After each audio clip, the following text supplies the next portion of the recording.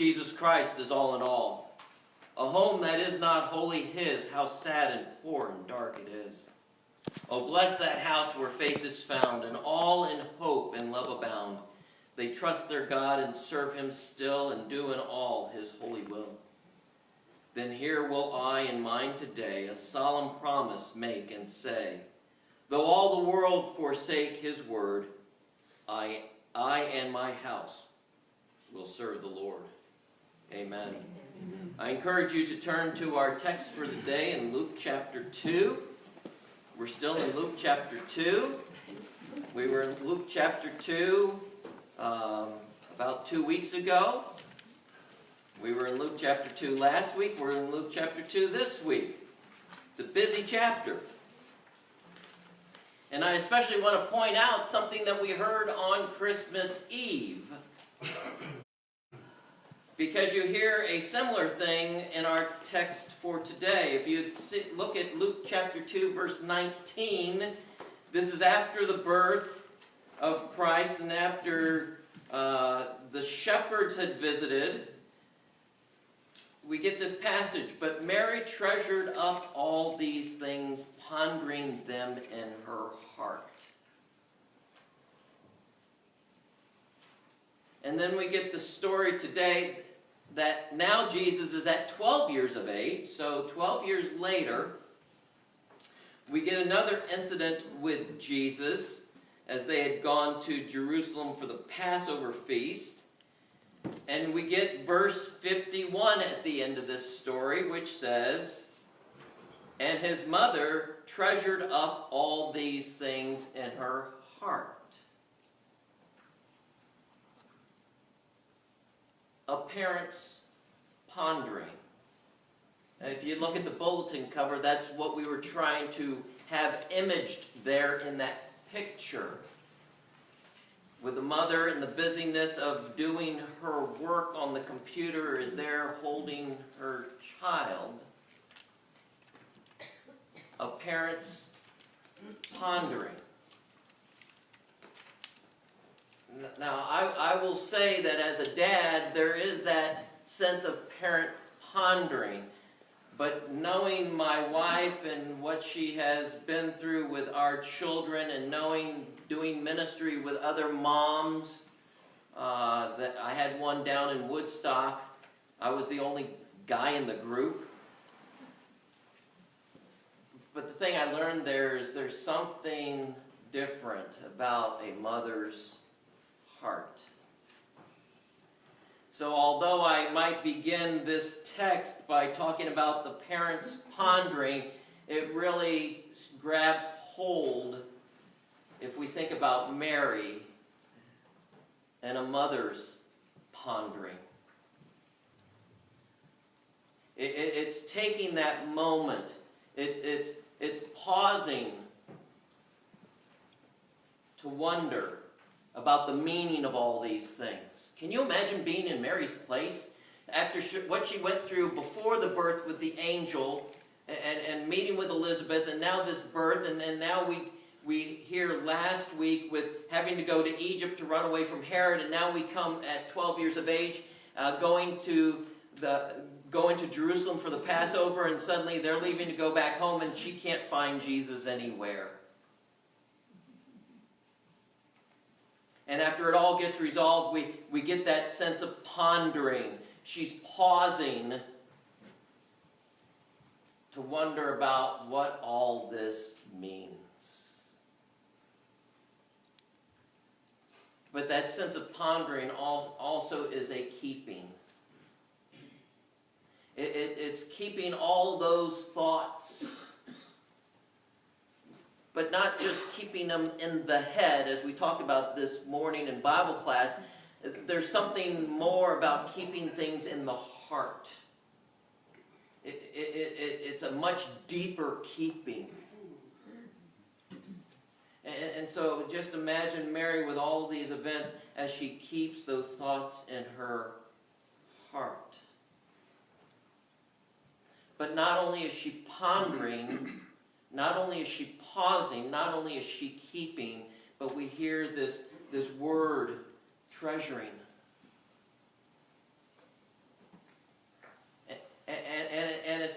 just put it on the closet with all the other tchotchkes. It's a thorough treasuring.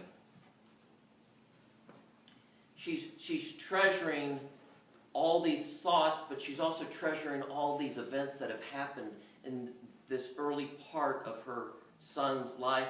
And oh yes, they impact her also. So she's treasuring those also. And so she finds some time to leave a space. She finds some time to leave a space to contemplate God's place, not only in Jesus' life, but in her life. She contemplates God's place, but also God's purposes. How often do we do that? I think about just 2 weeks ago that many were here on Christmas Eve to take a few moments in that night to contemplate God's place and God's purpose in their life. But less than 24 hours, how was it forgotten? In the midst of all the gifts and the wrapping paper and the treasures and the food and the frivolity and the family and the everything else that goes on. Because that's what tends to happen in this world. Because more than likely for many people, that space to contemplate on Christmas Eve rapidly evaporated. Because the world likes to move on. And if it didn't move on December 25th, I know that it moved on December 26th because I was in some of the stores and they already had the Valentine candy up on those shelves.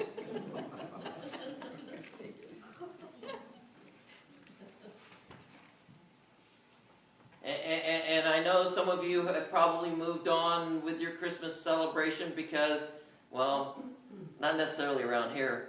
How many of you have taken down your lights? I know there are some houses around here that they keep them up all year round.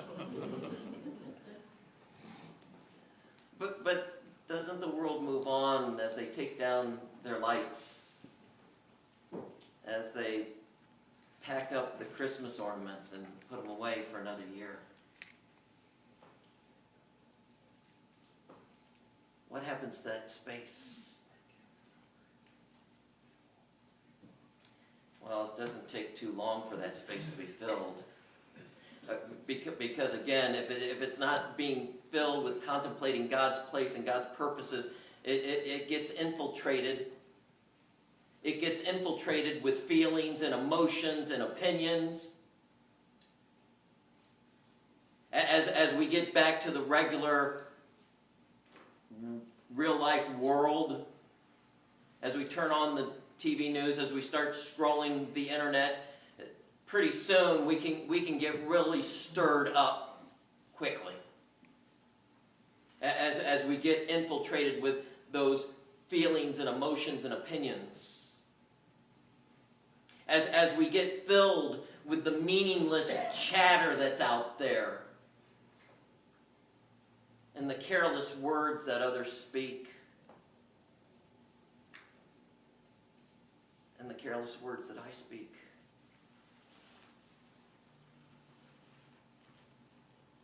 And in some ways we want to reconfigure what God is up to. Because God, I sure don't like what's going on right now. Whether it be in the world situation, whether it be in our country situation, whether it might be in your own household. We want to reconfigure what God is up to because God, you can't be doing it this way. So we allow our assumptions to take over. We allow our assumptions to fill that space. And how quickly do we jump to conclusions?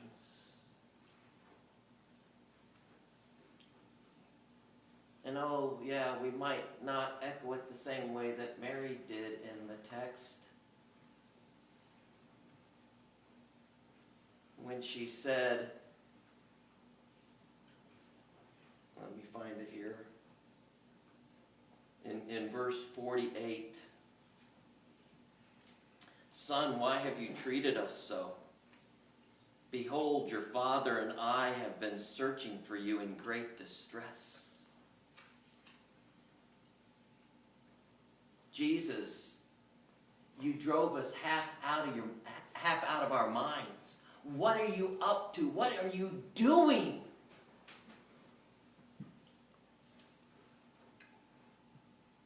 Have you ever been in that place? I know I have. There was one time we were in the mall in Lakeland. We were in Mervyn's or something. We were in one of those stores where there's racks upon racks of clothes and you can barely get through. And suddenly I looked down and Andy was gone.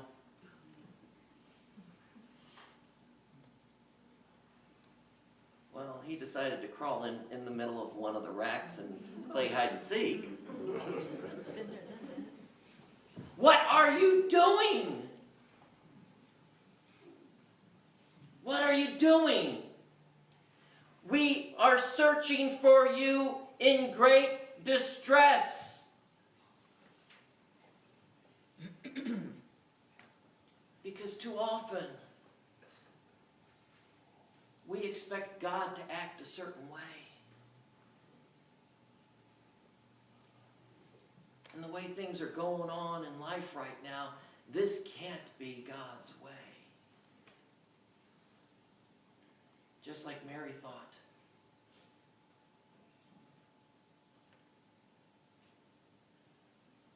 It's very interesting that they include verse 40 in the text, because as we have a wraparound, we start in verse 40 and we end with verse 52. This informs our text so greatly.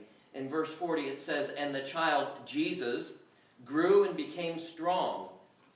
As Jack, as you told us, it was strong in spirit. "And the child grew and became strong in spirit, filled with wisdom, and the favor of God was upon him." And we end in verse 52, "And Jesus increased in wisdom and in stature and in favor with God and man."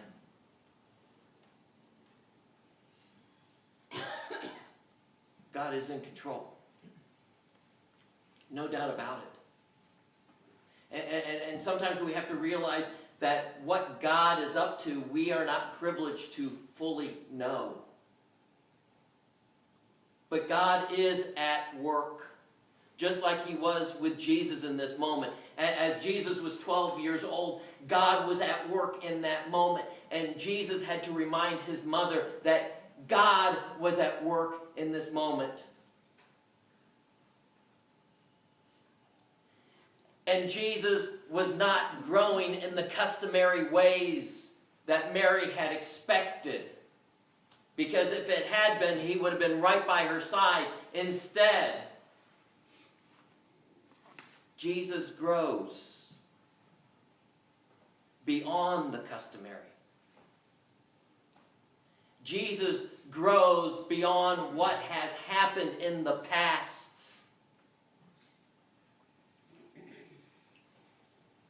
Jesus grows beyond where you and I expect him to be.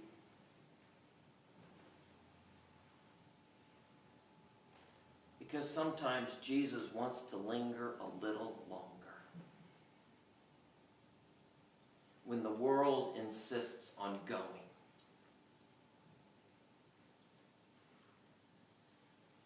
Jesus reminds us, "Be still and know that I am God."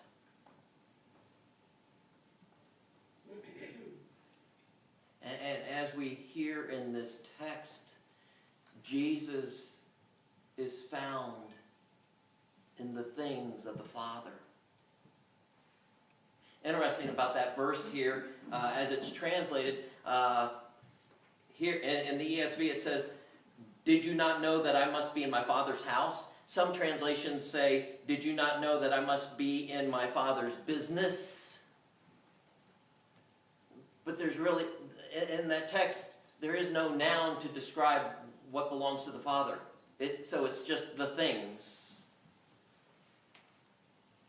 And Jesus is found among the things of the Father. He is found in the Father's will. Strong in spirit, Jack. He is found in the Father's will. He's found in the Father's mission. Already at 12 years of age, he's taking part in the Father's mission.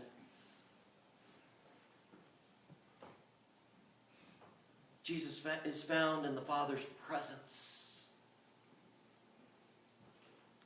And thankfully for us, Jesus is found in the Father's promises.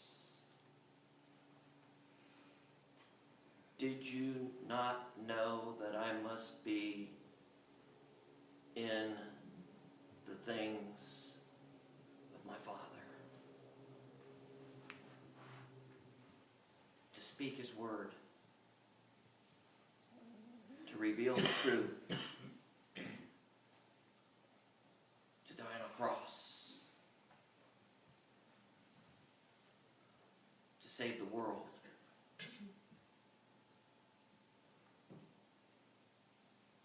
To save you. To save me.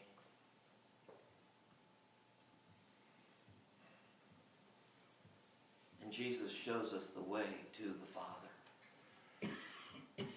Jesus shows us the way to the Father by showing us the ways of the Father.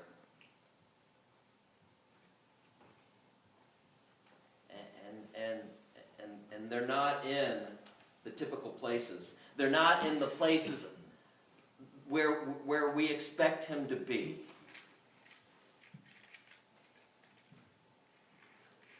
They're not in the friendly confines.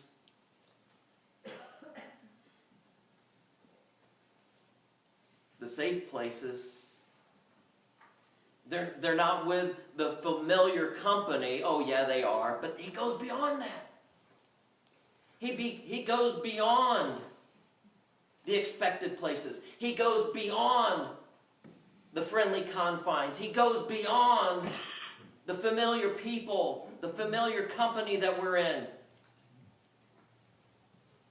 How many times I've seen it here at All Saints, how many times I've seen it in my life, how many times have you seen it in your life?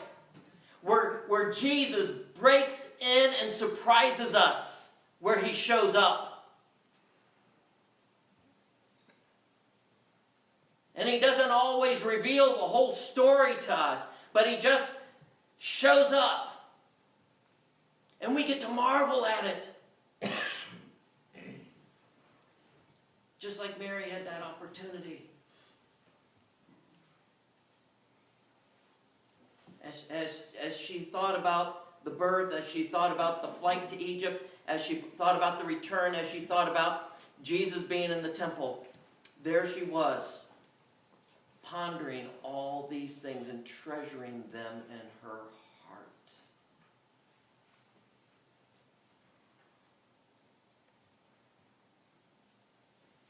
I've got a funny feeling. No, it's not a funny feeling because He does it every year.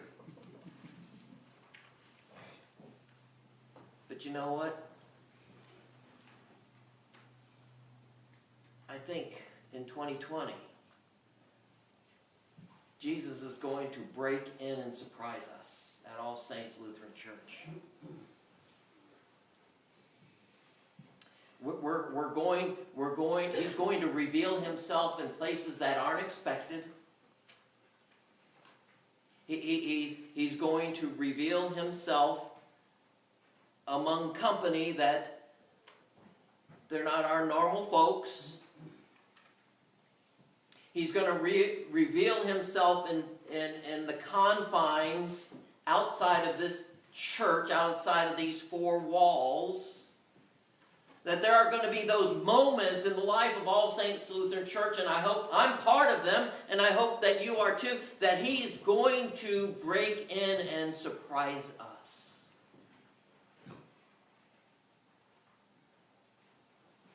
And just as we had the season of Advent, Let us anticipate those things.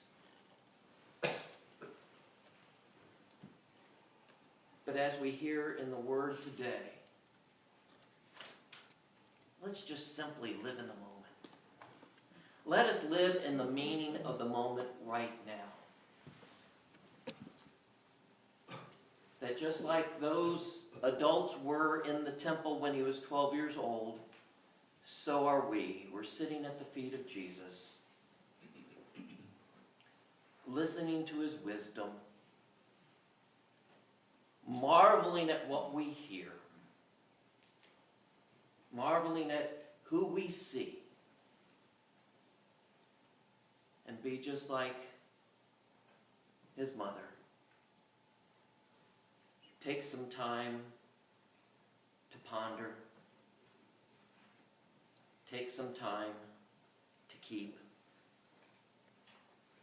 And take some time to treasure all these things in your heart.